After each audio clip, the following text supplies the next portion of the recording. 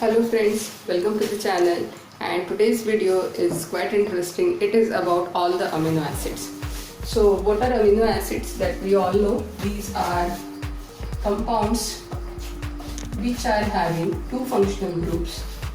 One is amino and the second one is acidic functional group.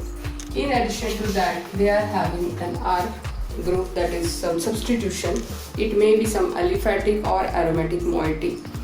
So based on this R functionality, we can classify amino acids into 7 categories. Now let's see what are those one by one. So this R group can be a aliphatic chain. It can be some aromatic group. In addition to that, if it is having some other moiety, like it is having some sulfur group, it is having hydroxyl group, so that also help us to classify amino acids. So there is one category, sulfur containing amino acids.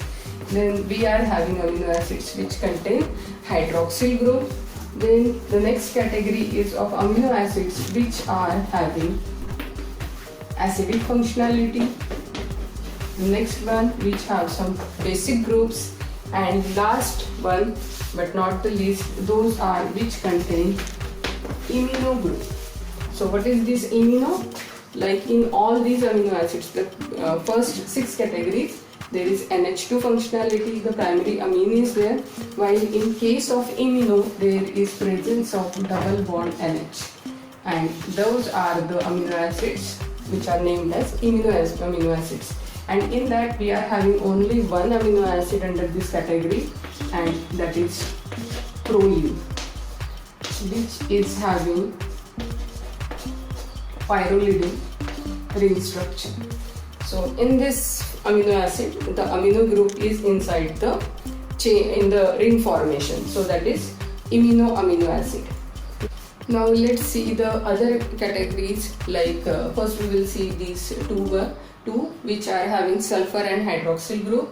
So among the sulfur containing amino acids, we are having 3 important examples, that is methionine, cysteine, and when these 2 molecules of cysteine combine together, it leads to formation of the next amino acid, that is cysteine. After sulfur containing amino acids, we are having the next category of amino acids which contain hydroxyl functional group. Now like sulfur, there are again 3 examples in this category, and those include STT. It's quite easy to remember.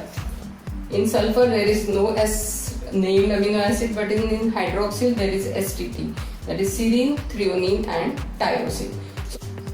After the sulfur hydroxyl containing amino acids, we will see the aromatic and aliphatic amino acids.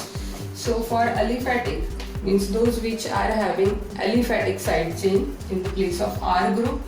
So these are GAVLI, you can say it in this way. So that is glycine, alanine, valine, leucine and isoleucine. So these are aliphatic amino acids, while in case of aromatic, the 3 is quite lucky number for amino acids, we should say.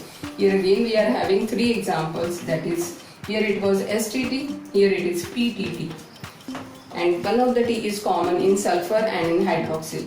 While so what are these? There is phenylalanine, then there is tryptophan and there is tyrosine. So there is tryptophan and tyrosine, these are the aromatic amino acids. Now comes the remaining 2 categories, that is basic and acidic functional moieties containing amino acids. So among the acidic we are having 4 examples, and that is a simple mnemonic GAGA, that is glutamic acid, glutamine, aspartic acid and aspartame. So these are the acidic moiety containing amino acids.